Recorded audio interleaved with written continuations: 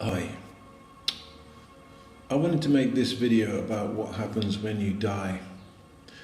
After a retreat I did where I remembered several dreams that I've had about meeting people in the afterlife after they've died. And there are some important realizations I've had about what happens at that time. First of all, my experience was I had a near-death experience some years ago. And that took the shape of I'm sitting there and suddenly I start to feel the tremendous upsurge of energy, like a wind within me very powerfully. So I try and breathe and hold that wind together and control it. But it's not happening. It's like a massive rush heading upwards. And it reached a point where I knew that I just had to let go. There was no other option but to let go. So I let go. And then there was like a blank, and the next thing I know is I'm looking up the tube, and at the top is the beautiful light, sparkling and inviting and calling me forwards. Beautiful white, bluey white, clear light.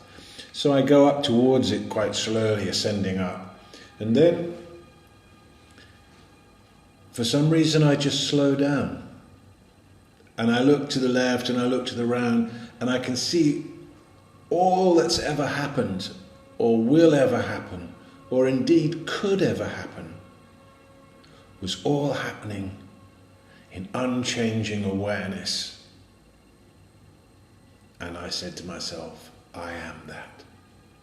Now at that point, somebody behind me, who I didn't see, said, and that is why you've been meditating all this time.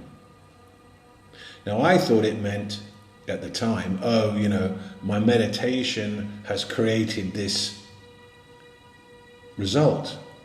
But later I realized that actually the meditation, what it had done is that it had given me sufficient equanimity, sufficient calmness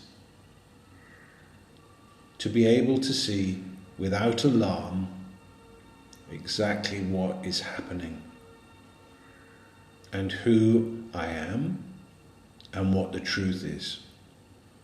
Not to be overrun by fear, because that is what happens. Once you come out of your body at the time of death, you are in a completely different world, and a lot happens very quickly. Now ideally, you go straight on up through to the light. I came back, by the way, obviously here I am. You go up straight onto the light. But if there's any kind of, not everybody does that.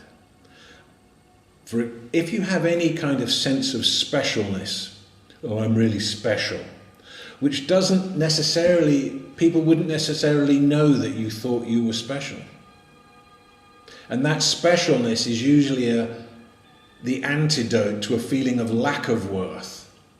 You invent this sense of being special in some way.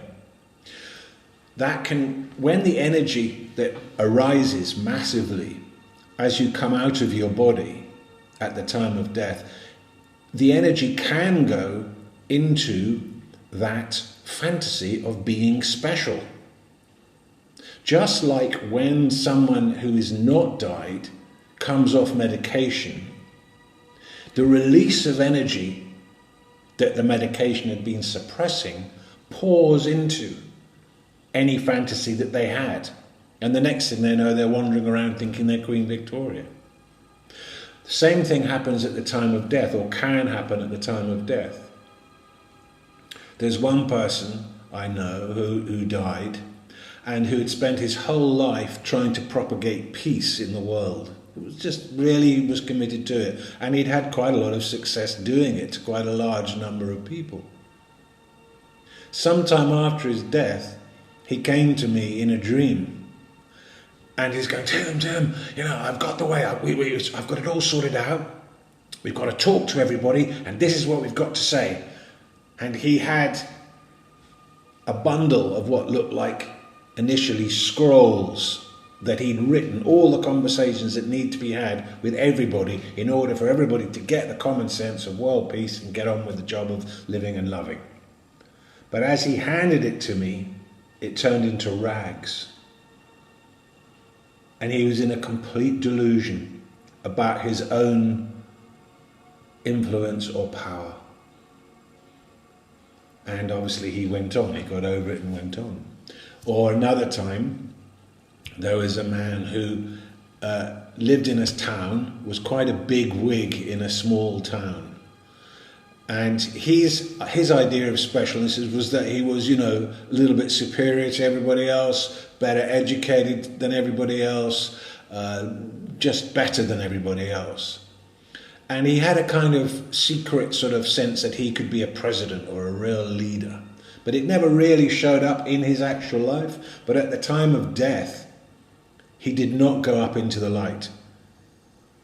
The energy hit and inflamed this fantasy of being a special thing. And he was seen walking through the bardos as a hungry ghost with his hair falling out, dragging his wife, who he wouldn't let go of, who he had a very difficult relationship with in life, but still holding on to her, dragging her behind him, full of puff and pride, going nowhere, completely in a delusion that he was something that he wasn't. Very sad to see.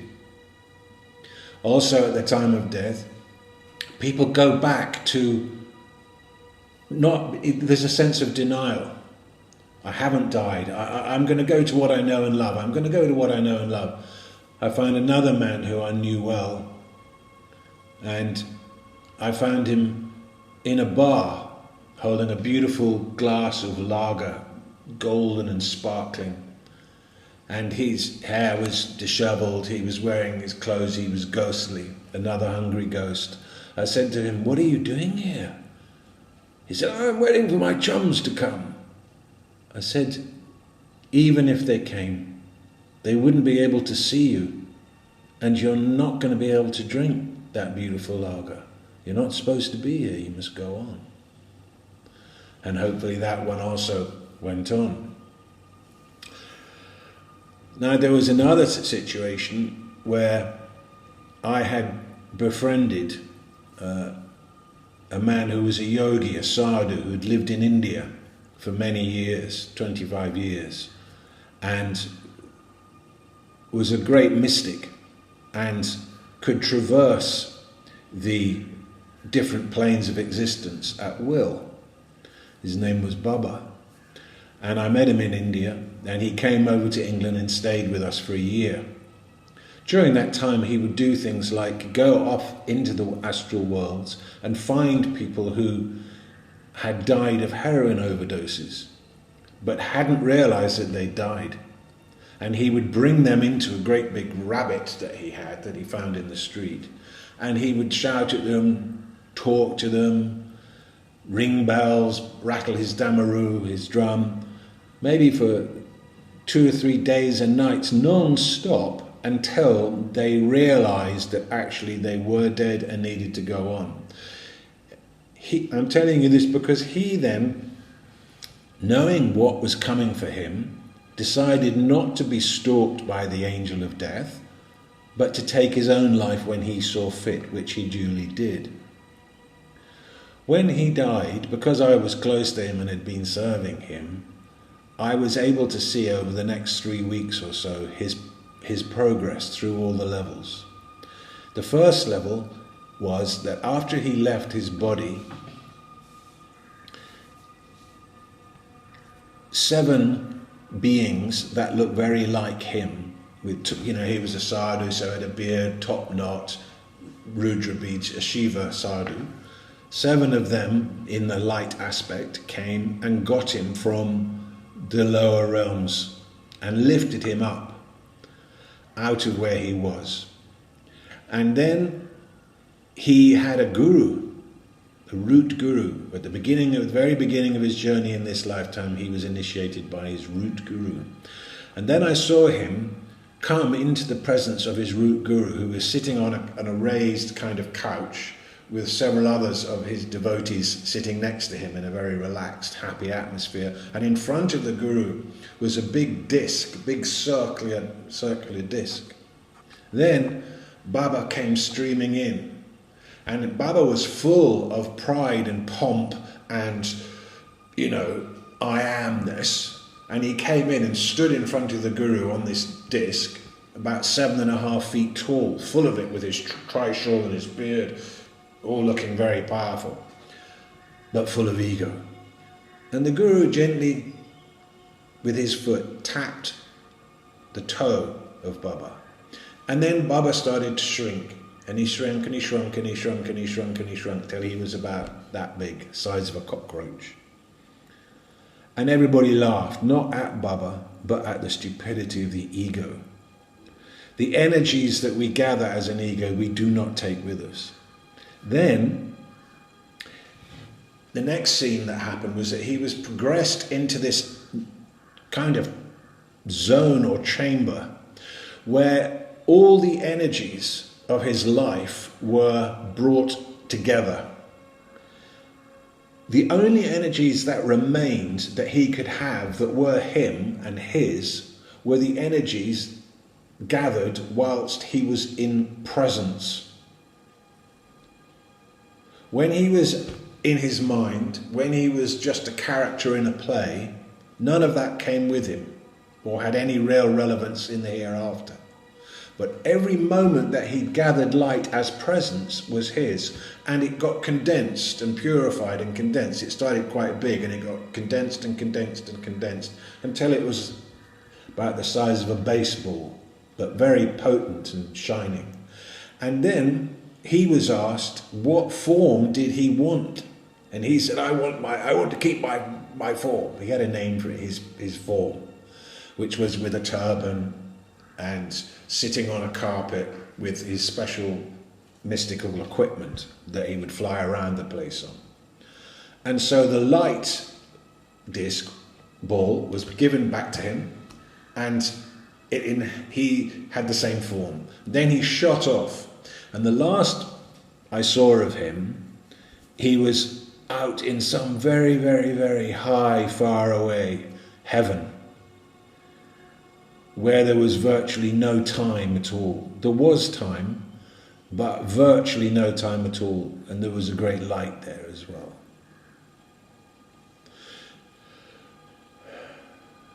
Another dream that I had, which is relevant to why we should prepare for our death. I'm telling these stories because we need to prepare for our death. There are big mistakes we can make. We need to look at why we think we're special and really dismantle that, because it can really get in the way at the wrong moment. Another thing is sex. And I had this dream. In this dream, it's one of the most real things that have happened to me. In this dream, a Rinpoche and 3 Tibetan Buddhist monks come and visit me, and they say, hey, you've got to come with us. So I find myself walking across a big square, going into a multi-story skyscraper, and getting into a lift. We go into a lift and we come up to a certain point, and then the door opens. And then I look through, and there's a red sky. And as far as I can see, there are millions and millions of people in various positions of copulation. There is fucking in every possible modality. It's just absolutely the ultimate erotic mass orgy involving millions of people who are all slithering and sliming about in semen. And there's cocks and cunts and tits and everywhere you can look, and people with, it's just bizarre. But I'm looking out of it and I'm thinking, well, it must be heaven. And at that point, the Rinpoche behind me goes, he said, and he mentally puts a thought.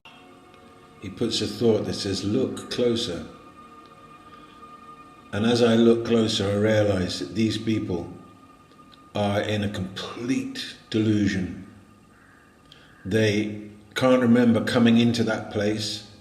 There's no way out of it. And whatever it is they're hoping for will never happen. And there's no pleasure whatsoever.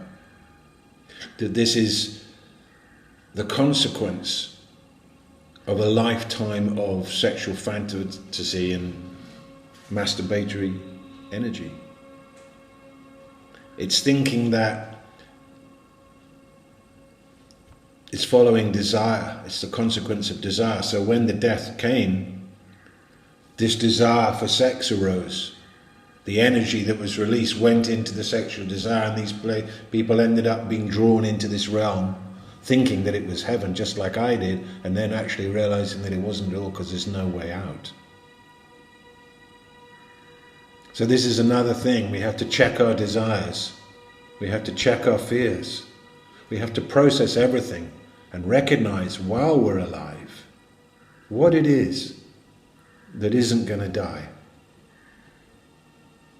Our body's going to die, our persona's going to die, our psychology's going to die. What remains?